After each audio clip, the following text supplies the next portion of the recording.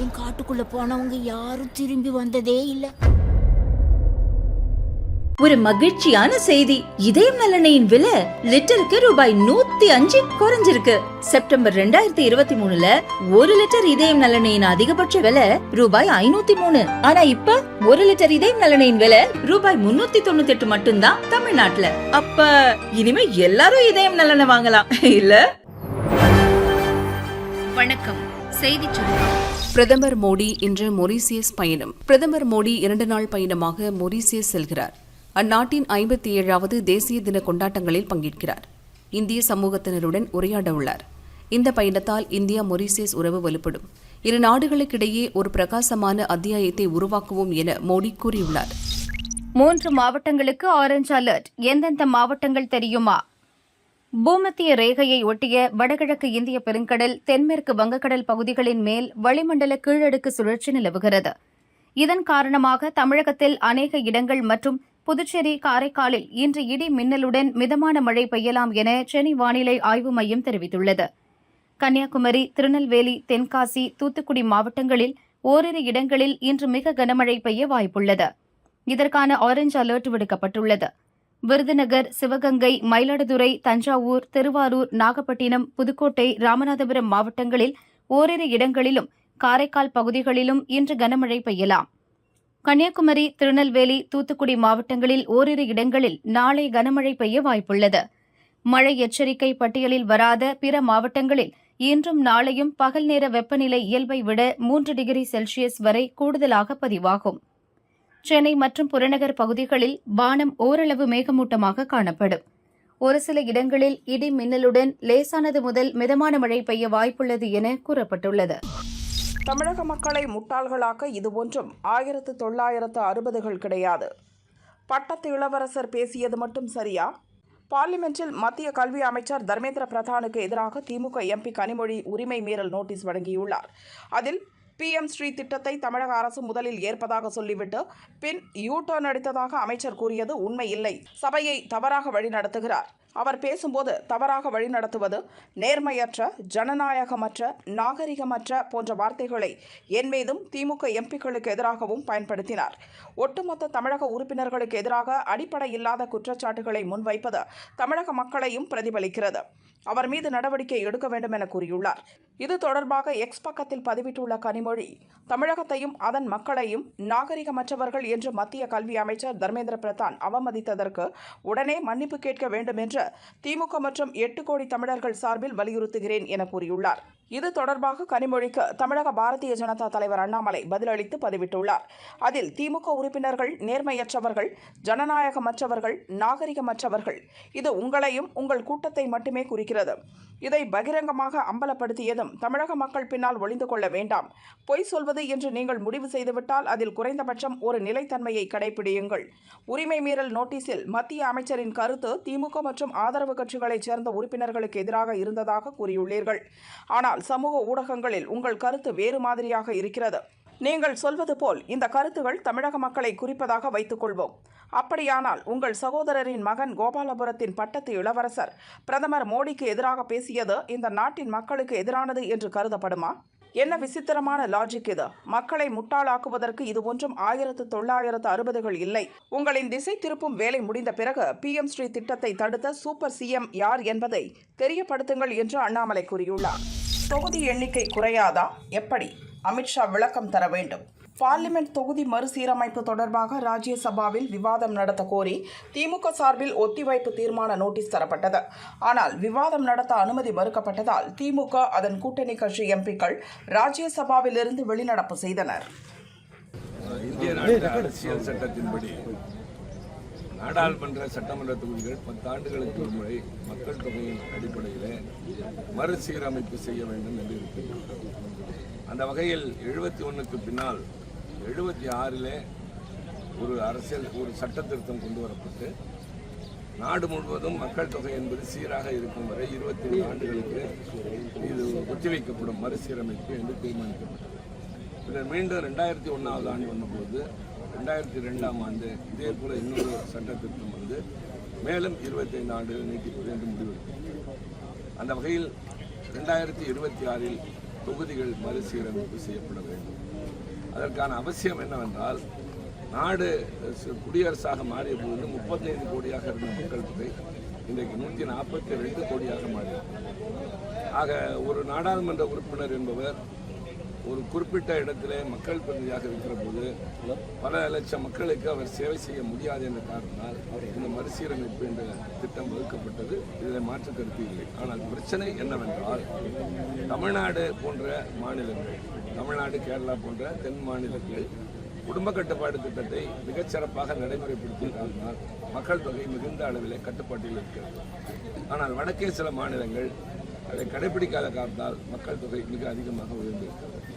உதாரணத்திற்கு 2001ஆம் ஆண்டு 100 கோடியாக இருந்த மக்கள் தொகை 2011இல் 120 கோடியாக உயர்ந்தது. அதில் பெரும்பாலும் உயர்ந்தது வட மாநிலங்களில் தான். இந்த நிலையில் இந்த மக்கள் தொகை அடிப்படையிலே இந்த தொகுதிகள் மறுசீரமைக்கப்பட்டால் தமிழ்நாடு 39 தொகுதிகள் வைத்திருப்பது 31ஆக குறைவதற்கான வாய்ப்புகள் நிறைய இருக்கின்றது. இல்லை, அதுதான் நடக்கும். அதுபோல கேரள மாநிலம் 20லிருந்து 12, ஒட்டுமொத்தமாக தென் மாநிலங்கள் 26 இடங்களை இழக்க வேண்டியிருக்கும். கூற்று இருக்கிறது. உள்துறை அமைச்சர் அமித்ஷா அவர்கள் செய்தியாளர்களை சந்தித்த போது அல்லது ஒரு கூட்டத்தில் பேசுகிற போது தென் மாநிலங்களுக்கு எண்ணிக்கை குறையாது என்று சொல்லியிருக்கிறார். அது எந்த அடிப்படையில் என்ற உத்தரவாதத்தையோ அல்லது விளக்கத்தையோ எங்களுக்கு தந்தாக வேண்டும். அது எங்கே தர வேண்டும் என்றால் நாடாளுமன்றத்தில் தான் தர வேண்டும். இந்த வகையில் அவர் நாடாளுமன்றத்திற்கு வந்து எங்களுடைய நியாயமான இந்த கோரிக்கையினுடைய தன்மையை உணர்ந்து அவர் பொறுப்புணர்ச்சியோடு பதில் சொல்ல வேண்டும் என்று நாங்கள் எதிர்பார்க்கிறோம். ஆக அதற்கு இது பற்றி பேச வேண்டும் என்பதற்கு கூட அனுமதி இல்லாமல் நாடாளுமன்றத்தில் நாங்கள் வெறுமனை கூக்குரல் கொடுத்துக் கொண்டிருப்பதில் பொருள் இல்லை. எனவே இன்றைக்கு நாங்கள் வெளிநடப்பு செய்திருக்கிறோம். மாஜி முதல்வர் வீட்டில் இடி அதிகாரிகள் சோதனை, கட்டுக்கட்டாக ரொக்கம் பறிமுதல்.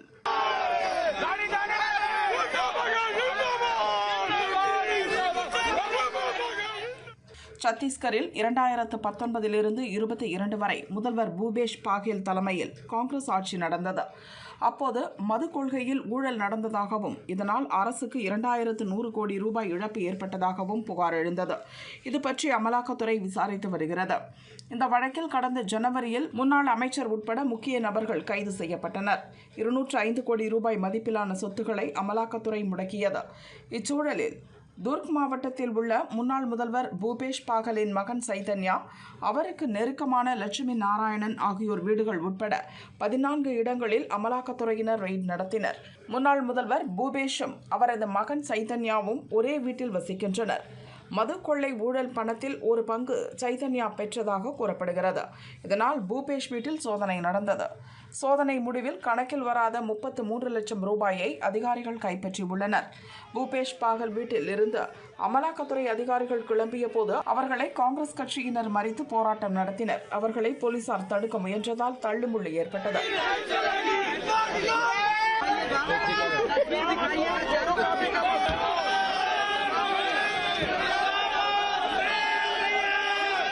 அதிகாரிகள் வந்த கார் மீது கல் வீசப்பட்டதால் பரபரப்பு ஏற்பட்டது.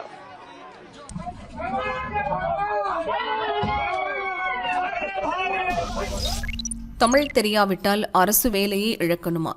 ஹைகோர்ட் பிறப்பித்த அதிரடி உத்தரவு. தேனி மாவட்டம் கள்ளிப்பட்டியைச் சேர்ந்தவர் ஜெயக்குமார் மின்வாரியத்தில் இளநிலை உதவியாளராக 2018 பணியில் சேர்ந்தார். பள்ளியில் தமிழ் படிக்கவில்லை எனில் டிஎன்பிஎஸ்சி நடத்தும் தமிழ் தேர்வில் 2 ஆண்டுகளுக்குள் தேர்ச்சி பெற வேண்டும் என்பது மின்வாரிய பணி விதிமுறை. ஜெயக்குமாரால் அத்தேர்வில் குறித்த காலத்தில் தேர்ச்சி பெற முடியவில்லை. அதனால் பணியிலிருந்து விடுவிக்கப்பட்டார். அதை ரத்து செய்து பணியில் தொடர அனுமதிக்க உத்தரவிடக் கோரி அவர் ஹைகோர்ட்டில் மனு செய்தார். இம்மண்ணில் பிறந்து தமிழனாக இருக்கும் மனுதாரரை தூக்கி எறிவது சரியல்ல. அவரை மீண்டும் பணியில் சேர்த்து தகுதி நீக்கம் செய்யப்பட்ட தேதியிலிருந்து வரன்முறைப்படுத்த வேண்டுமென நீதிபதி உத்தரவிட்டார். தமிழில் போதிய அறிவு பெற தவறினால் ஒருவர் அரசு பணியில் இருக்கும் உரிமையை இழக்க நேரிடுமா என்பது பரிசீலிக்கப்பட வேண்டிய விவகாரம். இதை எதிர்த்து தமிழக மின்வாரிய தலைவர், தலைமை பொறியாளர் மேல்முறையீடு செய்தனர். தனி நீதிபதியின் உத்தரவுக்கு இடைக்கால தடை விதித்து விசாரணை ஏப்ரல் 7ஆம் தேதிக்கு ஒத்திவைக்கப்பட்டது. சிறுபான்மையினர் ஓட்டு யாருக்கு? அமித்ஷா சொன்னது என்ன? 2019 லோக்சபா தேர்தல், 2021 சட்டசபை தேர்தலில் பாஜகவுடன் அதிமுக கூட்டணி வைத்தது. 2023 செப்டம்பரில் பாஜகவுடனான கூட்டணியை முறித்துக் கொண்டது. பாஜகவுடன் கூட்டணி வைத்ததால் சிறுபான்மையினர் ஓட்டுகள் கிடைக்கவில்லை. அதனால்தான் தோற்றோம் என அதிமுக முன்னாள் அமைச்சர்கள் சி.வி. சண்முகம், ஜெயக்குமார், KP முனுசாமி உள்ளிட்டோர் பகிரங்கமாக குற்றம் சாட்டினர். வரும் 2026 சட்டசபை தேர்தலில் விஜயின் தாவேக்காவுடன் கூட்டணி அமைக்க அதிமுக விரும்புகிறது. விஜய் அதற்கு உடன்படவில்லை. எனவே பாஜ, பாமக, தேமுதிக உள்ளிட்ட கட்சிகளுடன் கூட்டணி அமைக்க வேண்டிய கட்டாயம் அதிமுகவுக்கு ஏற்பட்டுள்ளது. பாஜவுடன் கூட்டணி அமைக்காவிட்டால் கோவை, திருப்பூர், நீலகிரி, சென்னை, கன்னியாகுமரி, தூத்துக்குடி, நெல்லை, தென்காசி உள்ளிட்ட பல மாவட்டங்களில் வெற்றி பெற முடியாது என அதிமுக மாவட்ட நிர்வாகிகள் கருதுகின்றனர். மாநில நிர்வாகிகளும் இதை உணர்ந்துள்ளனர். ஆனால் Jayakumar, KP Munusamy, CV Shanmugam, OS Maniyan போன்றோர் பாஜவுடன் கூட்டணி வைத்தால் சிறுபான்மையினர் ஓட்டுகள் முழுமையாக திமுகவுக்கு சென்று அதிமுக கூட்டணி வழக்கம் போல் தோற்றுவிடும் என கூறி வருகின்றனர். பாஜ கூட்டணியை விரும்பும் கொங்கு மண்டல தென் மாவட்ட நிர்வாகிகளுக்கும் இந்த அச்சம் பெரிய அளவில் உள்ளது. அதனாலேயே எப்படியாவது பாஜவுடன் கூட்டணி வைத்தாக வேண்டுமென கட்சி தலைமைக்கு அவர்கள் பல வழிகளிலும் எடுத்துச் சொல்லி வருகின்றனர். ஆனால் பழனிசாமி இதை ஏற்க மறுத்து வருகிறார்.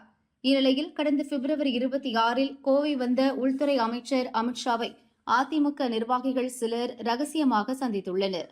அப்போது பாஜவுடன் கூட்டணி வைக்க எங்களுக்கு விருப்பம்தான், ஆனால் சிறுபான்மையினர் ஓட்டுகள் கிடைக்காமல் போய்விடும் ஆபத்து உள்ளது என கூறியுள்ளனர். அதற்கு பதிலளித்த அமித்ஷா, சிறுபான்மையினர் ஓட்டுகள் இல்லாமல் தேர்தலில் வெல்ல முடியாது என்பது மாயை. அதை ஹரியானா, திரிபுரா, மகாராஷ்டிரா, ஒடிசா, கர்நாடகா போன்ற மாநிலங்களில் பாஜ ஏற்கனவே நிரூபித்துள்ளது. தமிழகத்தை பொறுத்தவரை யார் தலைகீழாக நின்றாலும் சிறுபான்மையினர் ஓட்டுகள் திமுகவுக்குத்தான் செல்லும்.